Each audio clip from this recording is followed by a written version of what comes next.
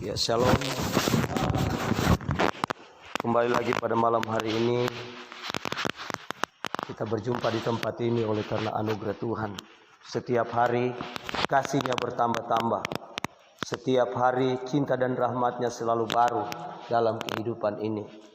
Sekalipun kita harus mengalami banyak cobaan dan tantangan dalam persoalan hidup, tetapi Tuhan selalu datang memberikan pertolongan kepada kita.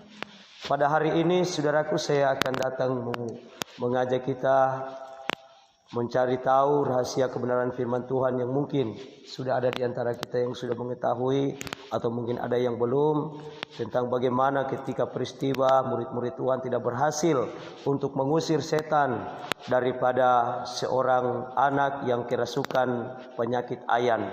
Ya, apa yang harus kita lakukan, saudara, untuk bisa mengusir kuasa kegelapan, kuasa iblis itu. Karena itu saya ajak kita untuk membuka Alkitab kita di dalam kitab Matius pasal yang ke-17. Saya akan ambil dalam ayat yang ke-19 sampai ayat yang ke-20. Matius pasalnya yang ke-17, ayatnya yang ke-19 sampai ayatnya yang ke-20.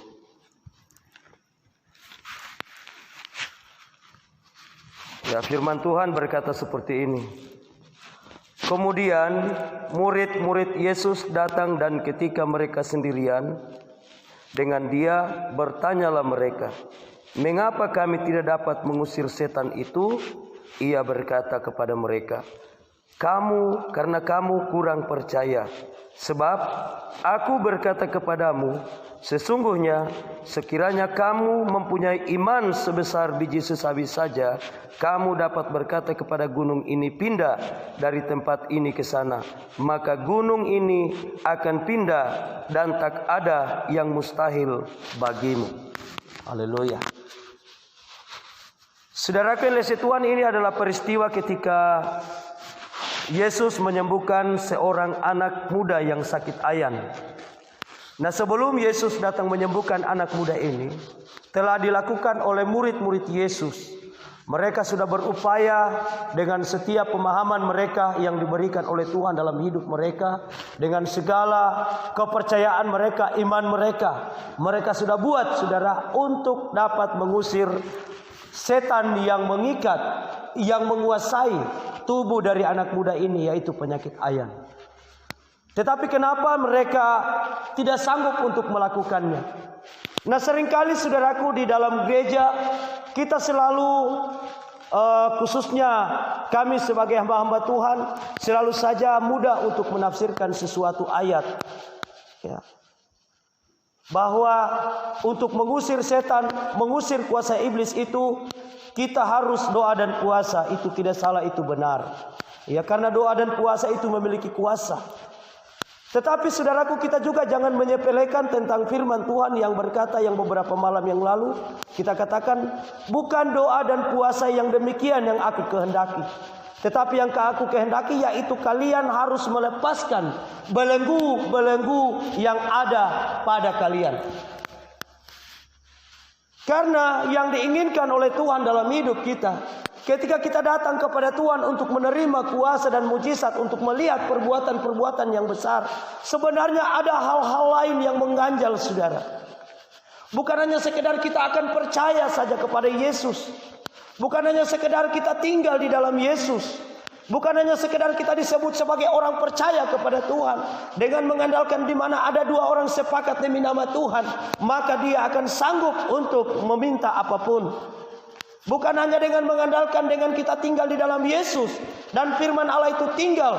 Ya, kalau memang benar-benar firman Allah itu tinggal di dalam hidup kita, bagaimana kehidupan kita seharusnya di dalam kita menjalani hidup ini?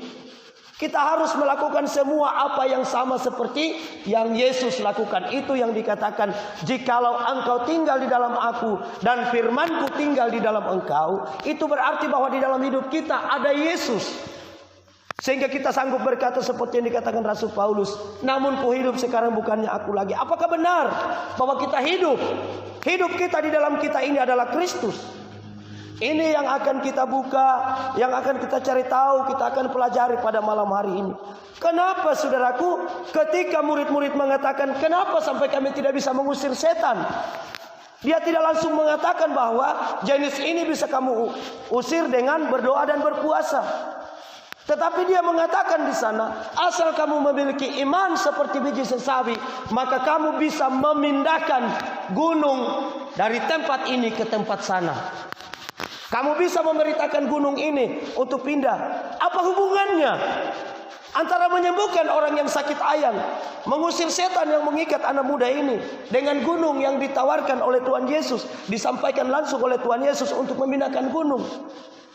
Sebelum kita melakukan doa, sebelum melakukan puasa, sebelum kita melakukan permohonan, sebenarnya ada yang menjadi penghalang antara kita dengan Tuhan, sehingga doa kita tidak dijawab sesuai dengan nubuatan Yesaya dalam Yesaya 59 ayat 2. Yang menjadi penghalangmu adalah dosamu.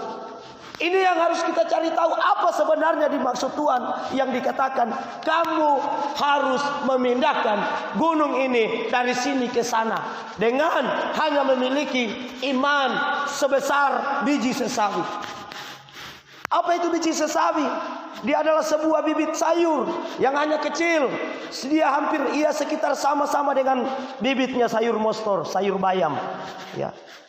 Ternyata saudaraku, selama ini kita menganggap bahwa biji sesawi itu adalah biji daun sawi, sayur sawi. Bukan. Ya, ternyata saudaraku, lain juga yang dikatakan sayur sawi dengan pohon sesawi. Ya. Tetapi saya tidak bisa menjelaskan pohon sesawi seperti apa, karena dia ternyata berbentuk sebuah tumbuhan yang bisa burung-burung pergi menghindap di situ. Tetapi saya tidak akan berbicara tentang pohon itu, karena saya belum mengerti juga tentang pohon itu. Tetapi di sini kita akan berbicara memindahkan gunung. Itu bisa, saudaraku, dengan hanya iman yang sebesar biji sesawi. Kenapa harus kita memindahkan gunung? Ada apa itu di gunung? Jangan kita sampai seperti anak-anak Skewa yang ditulis di dalam Kisah Para Rasul pasal yang ke-19. Dikatakan, aku mengusir setan demi nama Yesus yang diberitakan oleh Paulus. Apa yang setan katakan? Aku tahu itu Paulus siapa. Tetapi aku tidak kenal kamu. Padahal mereka mengusir setan demi nama Yesus. Apa yang terjadi?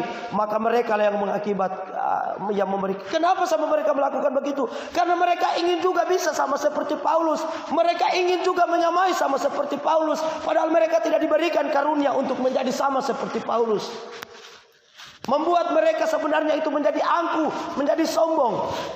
Kita lihat, saudaraku, nyanyian ratapan dari Habakuk. Di dalam Habakuk pasal 3 ayat yang ke-6.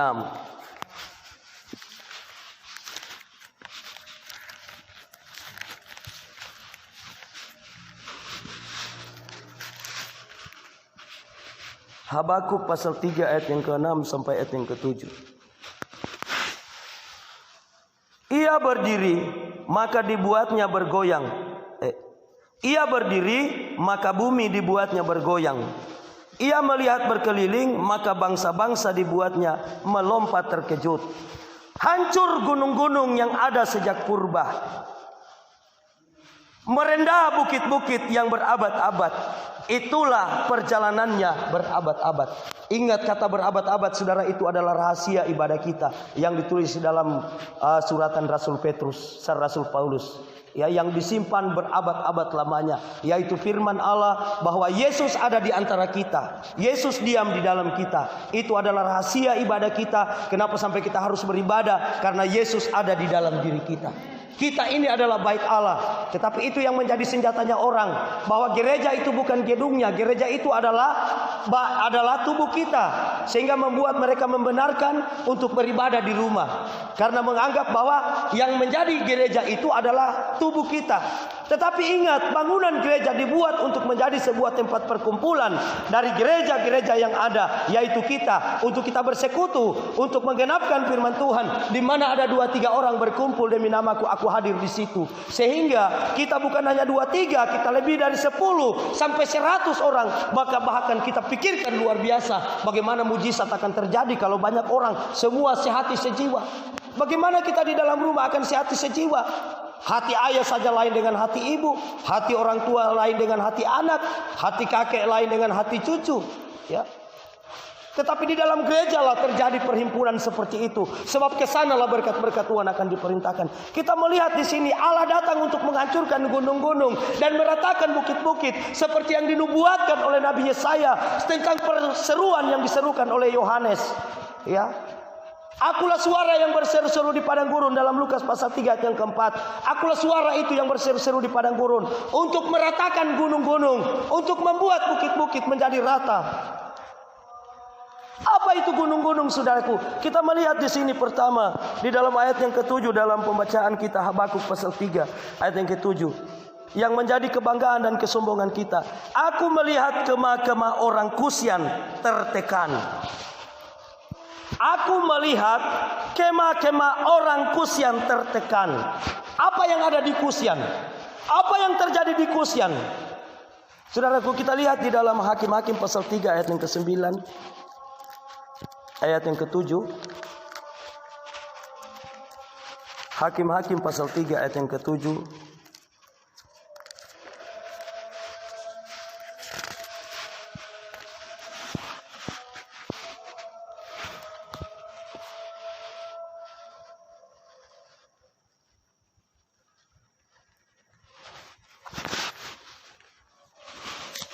Ya, Hakim-Hakim yang pasal yang ketiga ayat yang ke-7 berkata seperti ini.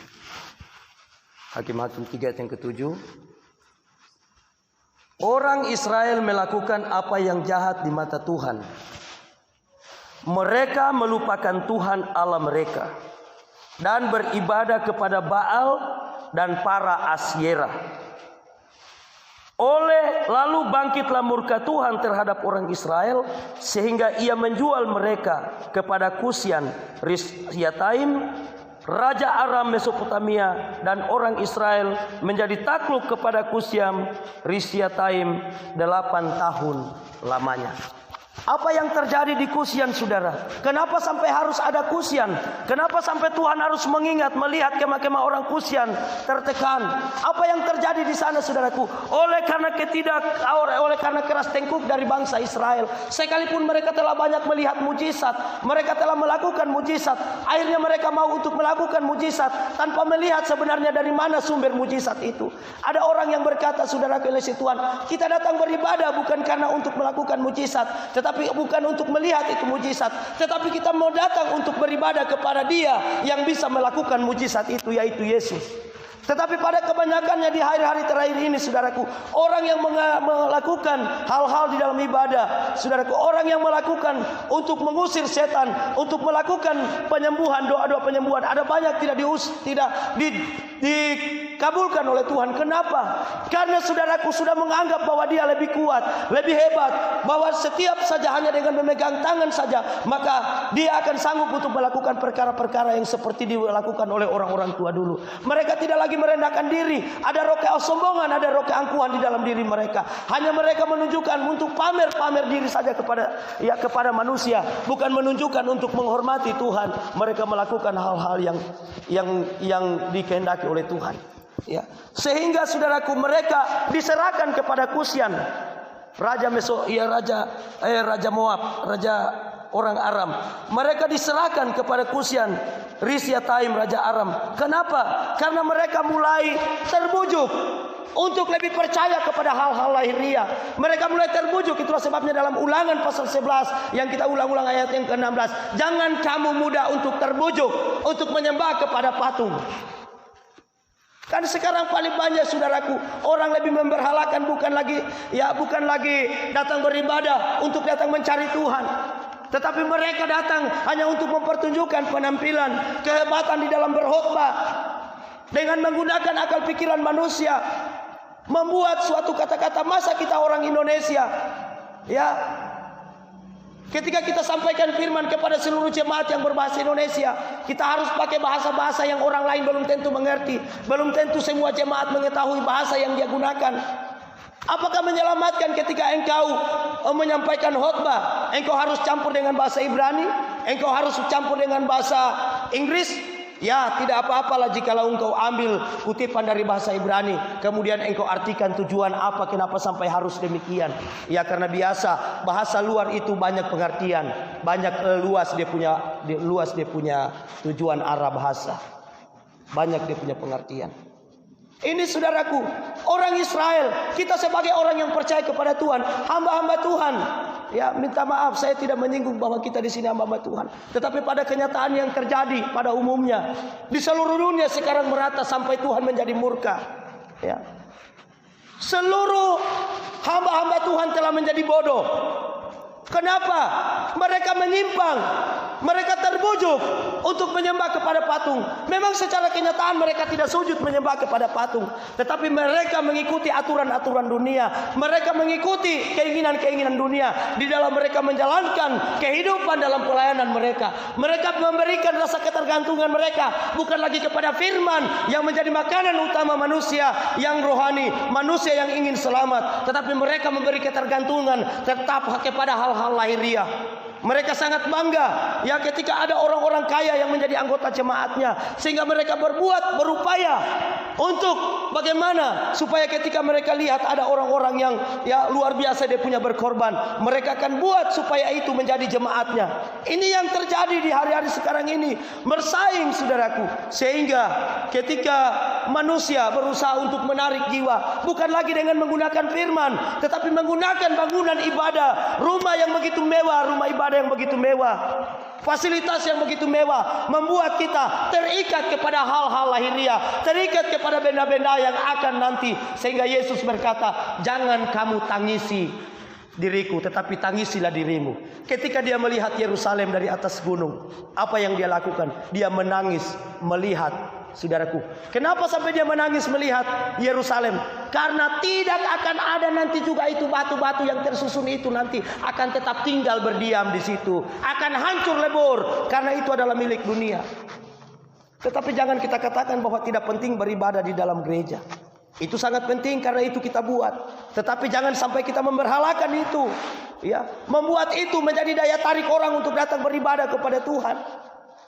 Tetapi yang menjadi daya tarik untuk datang beribadah kepada Tuhan yaitu hadirat Allah, urapan Allah, firman Allah, menjadikan itu makanan untuk kehidupan rohani kita. Kemudian saudaraku, yang kedua, kain-kain tenda tanah Midian menggetar. Bilangan 22 ayat yang ke-7. Bilangan 22 ayat yang ke-7.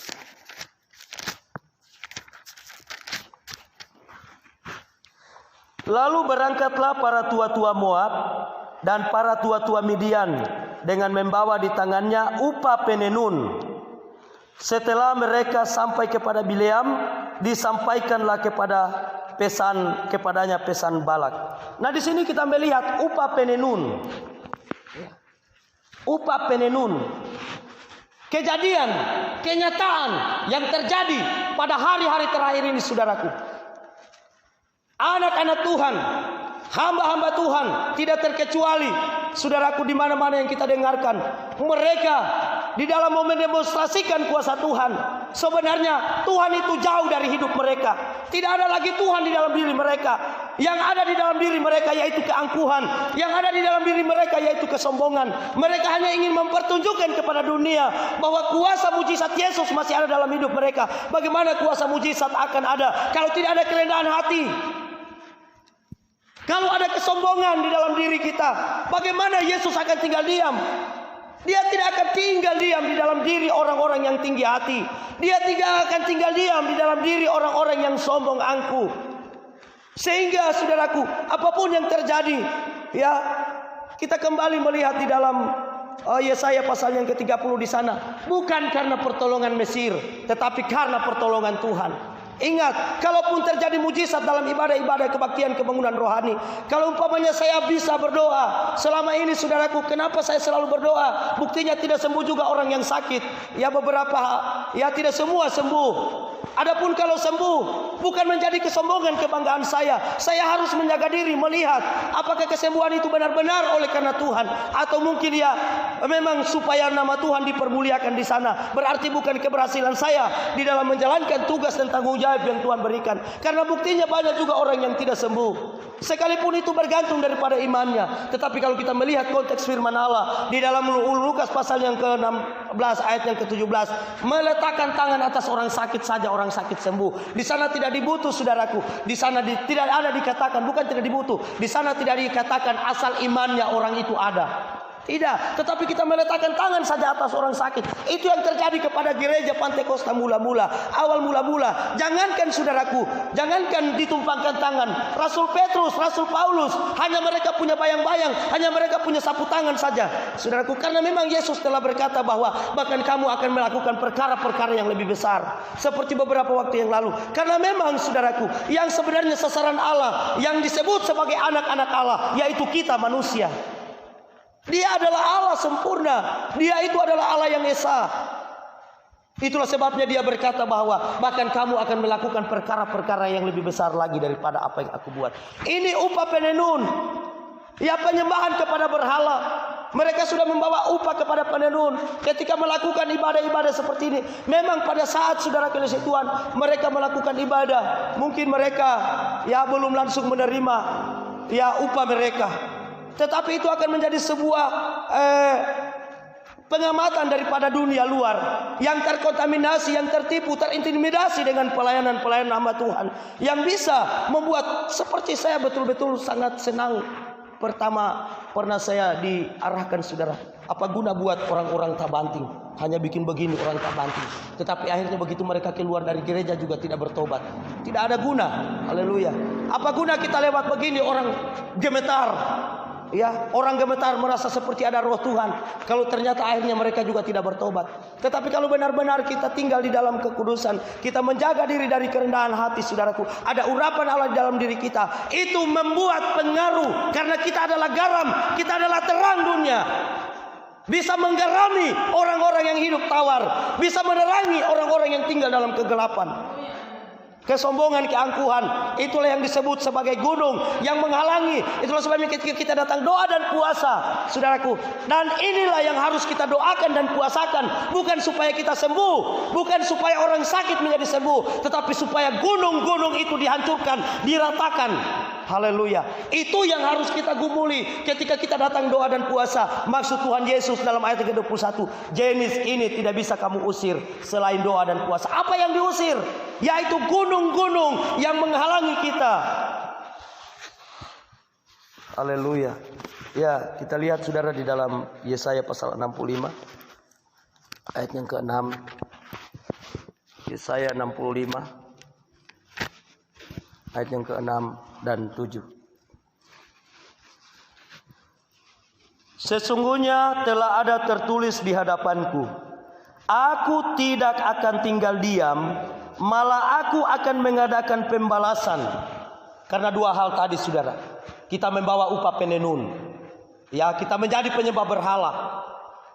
Ya, di dalam Hakim-Hakim pasalnya yang ketiga tadi. Penyembah berhala, lebih percaya kepada Baal dan Asyerah. Kemudian kita menjadi penyembah berhala, membawa upah-upah tenunan. Sehingga Tuhan menjadi marah. Aku tidak akan tinggal diam, malah aku akan mengadakan pembalasan. Ya, pembalasan terhadap diri mereka atas segala kesalahan mereka sendiri, kesalahan kita sendiri, maupun atas kesalahan nenek moyang. Belum lagi dosa nenek moyang kita, orang tua kita yang belum terlepas, yang dikatakan oleh Yeskiel, aku tahu ibumu adalah orang Amori, tali pusatmu belum dipotong. Ya, kalau ada di antara kita saat ini masih ada kebiasaan-kebiasaan orang tua yang masih melekat dalam kehidupan kita, itu berarti tali pusatmu belum dipotong, belum dilakukan pelepasan dari setiap dosa turunan yang ada pada diri Anda. Ya, semuanya serentak firman Tuhan, sebab mereka telah membakar korban di atas gunung-gunung dan mengaibkan aku di atas bukit-bukit. Memang aku akan menakar ke dalam jubah mereka upah untuk perbuatan-perbuatan mereka yang dahulu. Apa yang dibuat oleh manusia di gunung? Membakar korban-korban. Siapa yang mempersembahkan korban-korban di gunung? Seperti Ahab, ya, seperti beberapa raja-raja Israel, ya, termasuk Manasye. Ya, membakar persembahan ukupan di gunung. Itu berbicara bukan gunung secara tulisan, secara hurufiah yang dimaksudkan oleh Tuhan. Sebenarnya itu adalah berbicara tentang keangkuhan. Oleh karena kita sudah menjadi seorang penguasa, kita sudah menjadi seorang pemimpin, kita sudah menjadi seorang yang hebat, orang kaya, maka kita bisa atur gembala. Ya, kan pada umumnya banyak saudara, apalagi kalau gembala bodoh-bodoh macam saya, ya, yang tidak punya sekolah tinggi, ya, punya jemaat orang kaya, luar biasa. Dia yang atur, Pak Gembala begini, Pak Gembala begini. Ya, itu saudara kasih Tuhan. Itu ada kesombongan, ada keangkuhan. Tidak tahu tentang otoritas Allah. Bahwa gembala itu adalah yang mengatur kalian, yang mengatur domba-domba. Itu otoritas gembala. Hati-hati di dalam jemaat kita kalau ada di antara kita yang mau atur-atur gembala, tidak boleh. Ya. Nah ini mereka, ya, sebab mereka telah membakar korban di atas gunung-gunung. Itu memberikan persembahan di atas gunung apa saudaraku? Seperti persembahan orang kaya dan orang miskin, janda. Ya, janda dia setengah mati sembunyi dia punya persembahan supaya jangan kelihatan. Tetapi sayang karena uang receh tetap kelihatan, apalagi dipersembahkan di atas meja. Tetapi orang kaya sudah mau dilihat juga nanti di atas meja, dia masih lagi kasih turun begini. Ini. Itu mempersembahkan korban di gunung-gunung. Untuk apa dipersembahkan korban di gunung, saudaraku? Kalau tidak berbicara tentang keangkuhan, kalau tidak berbicara tentang kesombongan. Itulah sebabnya Tuhan, kalau kamu punya iman sebesar biji sesawi, kamu bisa memindahkan gunung ini pergi ke tempat lain. Itu yang harus kita lakukan. Ada apa saudaraku di dalam Yesaya 50 ayat yang ke-6? Yesaya 50 ayat Yeremia 50, bukan Yesaya. Yeremia 50 ayat yang ke-6 dan ayat yang ke-7.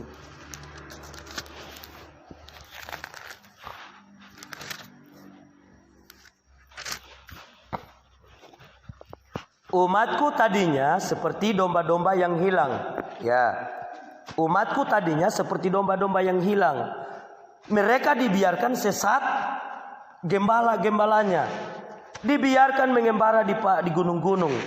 Mereka berjalan di gunung, dari gunung ke bukit, sehingga lupa akan tempat pembaringannya. Nah, ini kan yang terjadi sekarang saudara.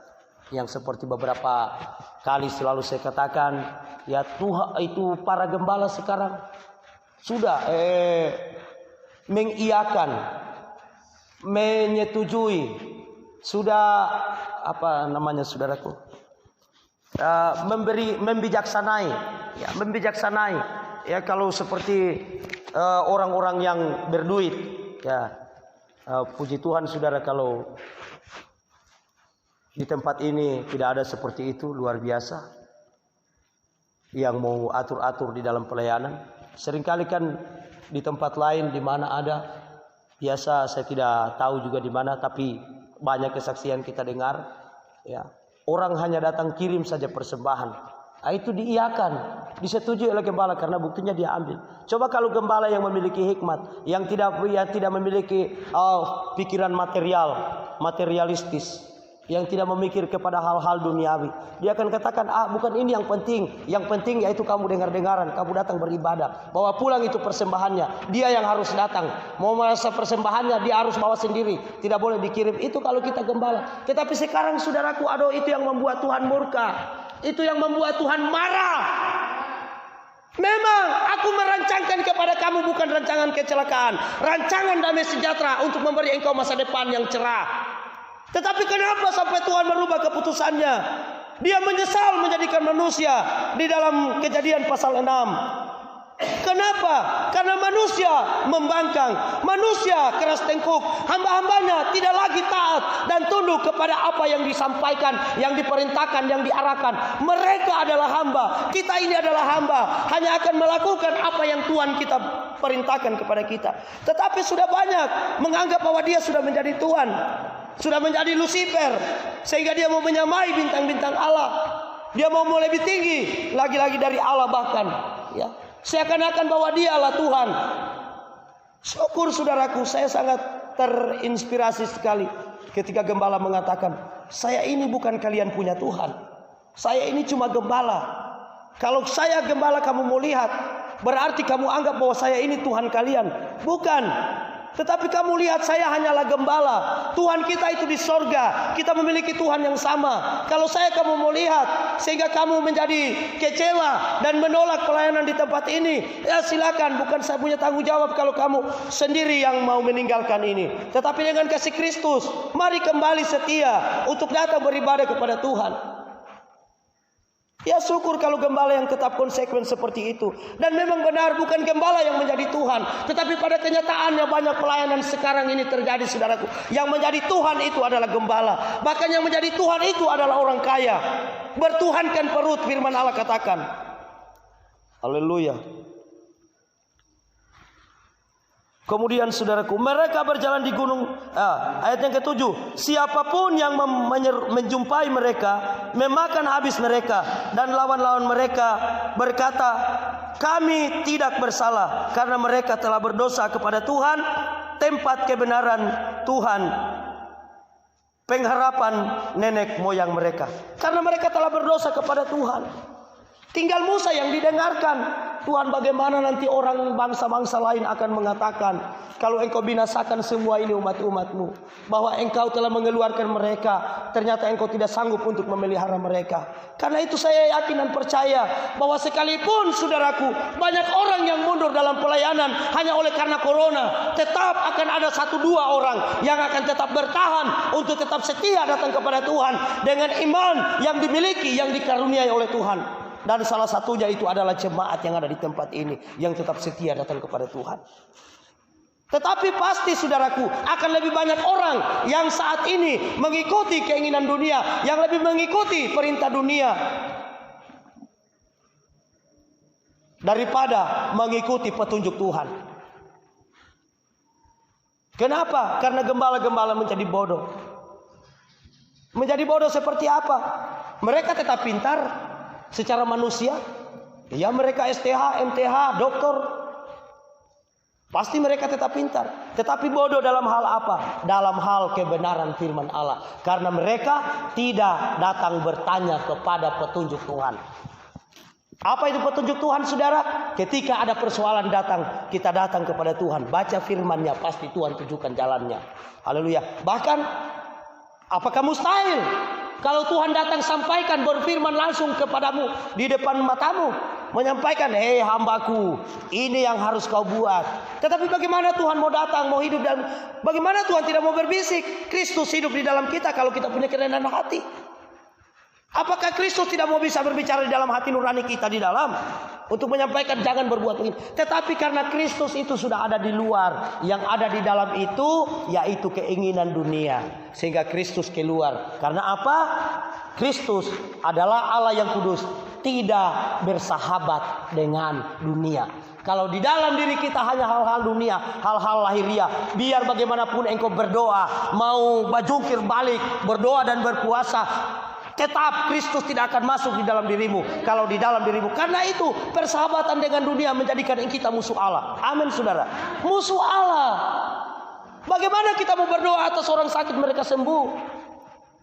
Ya kalau orang sakit biasa seperti influenza, seperti penyakitnya ya Ferdi, ya mungkin bisa sembuh. Tetapi bagaimana yang dikuasai iblis seperti Papa Novi? Saya doakan sudah berulang kali, saya sudah dekap, saya sudah peluk seperti kebiasaan saya, tidak sembuh juga. Karena ternyata masih ada roh keangkuhan di dalam diri ini yang harus didoa puasakan supaya hancur. Kenapa? Karena masih ada pikiran-pikiran supaya ketika saya sembuh nanti saya akan tunjukkan kepada dunia menjadi kesombongan dan kebanggaan saya.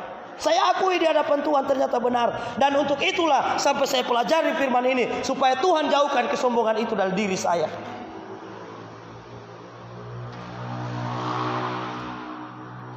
Ya kita lihat dalam Yeremia 4 ayat 24.